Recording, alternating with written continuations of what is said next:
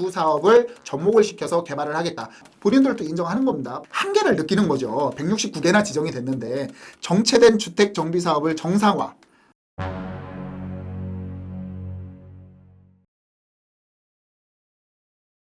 안녕하세요. 반갑습니다. 이충민의 부말리입니다.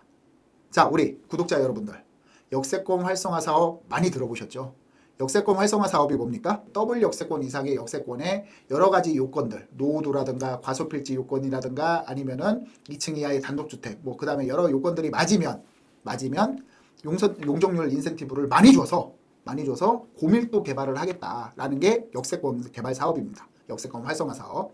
자, 근데 이번에 신속통합기획구역을 역세권 활성화 사업과 버금가는 도심정비형 사업으로 개발을 하겠다라는 발표를 했습니다. 자, 이게 왜 좀 굉장히 관심 깊게 봐야 되냐면 기존의 신속통합기획구역 같은 경우에는 도시정비 사업의 일환으로 그러니까 용적률이 이제 그 용도 지역에 따라서 결정이 됐죠. 그리고 이제 정말 좋은 위치 같은 경우에는 용도 지역을 1단계 상향을 해가지고 용적률을 좀 인센티브를 받는 정도에 그쳤는데, 자, 이번에 발표한 신속통합기획을 도심정비형 사업으로 간다라고 하면은 최대 용적률 700%, 800%까지 가능한 사업입니다. 신속통합기획이라는 정비사업이 최대 용적률을 상업지역만큼 받을 수 있다는 것은 이게 어떻게 되는 겁니까? 면적은 역세권 활성화 사업보다 훨씬 더 늘어나면서 역세권 활성화 사업은요, 이제 면적이 3만 제곱미터, 심의를 받으면 3만 제곱미터, 그러니까 9,000평 이하입니다. 하지만 신속통합기획구역 같은 경우에는 면적이 조금 더 넓죠. 그렇기 때문에 정비구역 지정의 범위가 넓으면서 그 다음에 용적률 인센티브를 역세권 활성화 사업만큼 받을 수 있다. 굉장히 큰 매력이라고 볼 수 있습니다. 그래서 우리 구독자 여러분과 부동산 투자에 관심이 있으신 분들은 정말 이 부분에 대해서 이 발표를 눈여겨보셔야 된다라고 말씀드릴 수 있고요. 그렇기 때문에 제가 이 부분에 대해서 보도자료를 보면서 좀 설명을 드리겠습니다. 앞서 말씀드렸듯이 보도자료를 보면서 설명을 드릴 건데요. 자, 신속통합기획 도시정비형 재개발로 확대를 하겠다. 서울 도심개발 활력 불어넣는다. 이렇게 발표를 했습니다. 여기 같은 경우에는 이게 무슨 얘기냐면요. 이 내용을 좀 읽어보면 서울시에서 왜 이런 발표를 했는지, 서울시에서 추구하는 게 뭔지를 좀 알 수 있을 것 같습니다. 공공정비계획으로 중심지 기능 복합화, 그 다음에 녹지 생태 도심 및 직주 혼합 실현 위한 계획을 수립한다. 자, 이게 어떻습니까? 자, 역세권, 서울시의 그 수많은 역 중에 39개 더블 역세권 이상의 역이 39개 정도 있는데 이 중에서 노후도나 일정 부분 요건이 맞으면 이런 인센티브를 줘서 개발을 하겠다? 서울시에서 지금 추진하고 있는 게 뭔지 알고 계시죠? 컴팩트시티. 역세권, 더블 역세권 이상의 역세권의 컴팩트시티. 그러니까 주거와 상업과 업무와 오피스 여러 공간을 같이 쓰는 컴팩트시티를 개발하겠다. 그러니까 제가 봤을 때 미니 컴팩트시티를 좀 개발하고 싶은 그런 취지 아닌가. 대부분의 이제 컴팩트시티 같은 경우에는 너무나 복잡한 이해관계와 법률적인 부분이 얽혀있기 때문에 이런 내용 같습니다. 그리고 낙후된 도심정비 위한 인센티브를 부여하고요. 이거는 용적률 인센티브가 많이 있겠죠. 그 다음에 통합심의 등 절차 개선으로 공공지원 강화. 이 부분은 신속통합기획구역이나 역세권이나 다 마찬가지라고 볼 수 있습니다. 자, 시는 도심개발의 새숨 도심 정비 앞당겨서 서울의 성장, 혁신 발판이 될 것으로 기대를 하고 있다. 이렇게 보도자료가 나와 있습니다. 자, 본격적으로 내용은 간단합니다. 기존의 주택 정비 사업 중심으로 추진되던 신속통합 기획을 앞으로는 도시정비형 재개발 사업으로 확대한다. 서울시는 올해부터 도심 내 정비 예정구역을 대상으로 신속통합기획 및 공공정비계획 수립에 들어간다라고 밝혔다. 이렇게 나와 있고요. 2030 주거환경 정비 기본계획 에서 도심 내 정비 예정구역의 확대됨에 따라 시는 이를 대상으로 신속통합기획을 적용, 도심 정비 및 활성화를 더욱 체계적으로 지원할 수 있게 됐다. 이어서 시는 신속통합기획을 적용한 공공정비계획을 마련되면 중심지 기능을 복합화, 이게 핵심입니다. 이 중심지 기능을 복합화한다라는 것은 컴팩트시티, 미니 컴팩트시티를 만든다라는 게 이게 핵심이라고 볼 수 있고요. 녹지 생태 도심 조성, 직주 혼합 도시 실현을 위한 계획과 역사, 문화유산 등 정책 변화에 따른 새로운 정비 방안을 제시할 수 있게 될 것이라고 설명했다. 특히 사업 실현 가능성을 높여 적극적인 민간 참여를 유도할 계획이다. 이거는 적극적으로 민간 참여 유도가 될 것 같습니다. 왜냐하면은 용적률 인센티브가 당연히 이게 요즘에 정비 사업의 가장 이슈는 무엇입니까? 공사비가 폭등을 했죠. 그렇기 때문에 어떻게 됩니까? 조합에 대해서 이익이 안 남습니다. 사업성이 없다는 얘기입니다.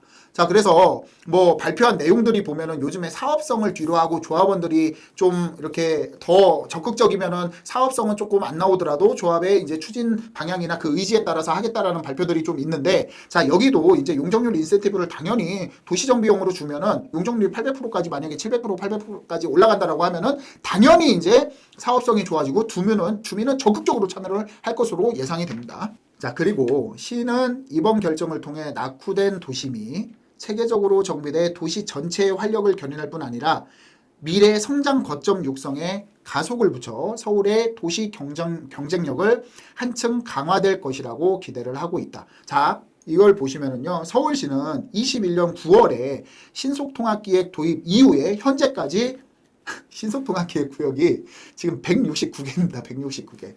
169개의 기획을 추진 중으로 정체된 주택 정비 사업을 정상화.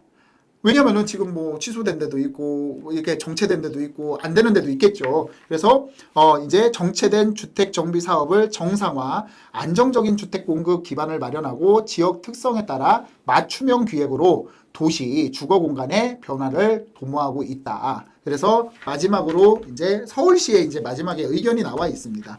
조남준 서울시 이제 도시공간 본부장은 자, 신속통합 기획이 도시정비형 재개발까지 확대되면서 그간 각종 규제로 한계에 직면해 있었던, 자, 본인들도 인정하는 겁니다. 본인들이 이제 제도화하고 이제 추진하고 있었지만 한계를 느끼는 거죠. 169개나 지정이 됐는데, 자, 그간 각종 규제로 한계에 직면해 있던 도심 개발의 새숨을 아까 말씀드렸죠.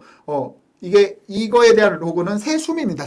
새숨을 불어넣을 것이라며, 자, 이를 통해 노후된 도시 정비를 앞당겨 서울의 성장과 혁신을 이끄는 발판이 되기를 기대한다라고 밝혔습니다. 자, 이게 굉장히 막 어수선하고 복잡한 내용 같지만 결과적으로 신속통합이 169개가 지정이 됐다. 2021년부터. 하지만 이제 여러 가지 이유나 법적 규제나 이해관계가 얽혀서 잘 진행되지 않기 때문에 오히려 이제 인센티브를 줘가지고 역세권 활성화 사업의 일환인 도심 정비형 사업을 신속통합기획과 접목을 시켜서 새로운 발전 이제 정비 사업을 만들어 가지고 이제 개발을 하겠다. 그러면은 용적률 인센티브도 많이 주니까 이제 주민 참여도도 조합원 참여도도 높을 것이고 그래서 훨씬 더 사업 진행이 빠를 것이다라는 발표입니다. 팩트는. 그래서 이제 제가 이제 참 이게 중간중간에 실수를 좀 터뜨린 게 뭐냐면, 자, 21년도 9월 달부터 시작해서 지금 169개가 지정이 됐고, 169개가 지정이 됐고,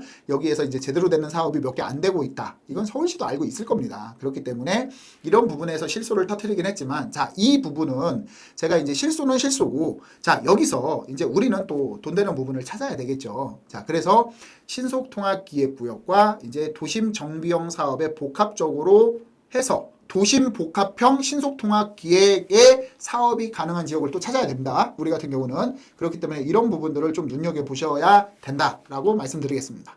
자, 지금까지 새로운 이제 정비 사업, 이제 새롭다라기보다는 있는 거와 있는 거를 합쳐져서 새로운 과일이 나왔다. 이제 교배종이 나왔다라고 말씀드릴 수 있는데, 이제 이런 부분에 대해서는 이제 제가 봤을 때는 역세권 활성화 사업도 굉장히 좀 훌륭한 사업입니다.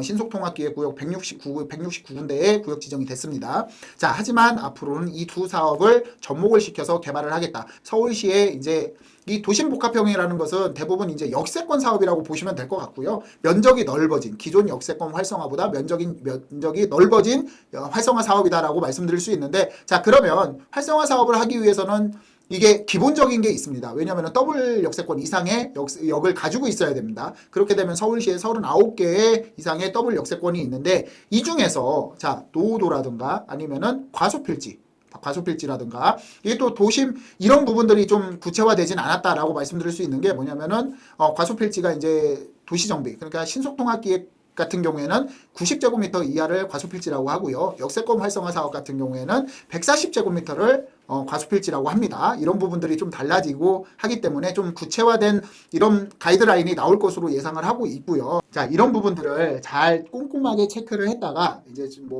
지역적으로 이제 역세권이나 노후도나 이런 부분들을 조금 잘 활용을 하셔가지고 항상 성공 투자하시기를 바라겠습니다. 자, 오늘은 이것으로 마무리하겠습니다. 감사합니다.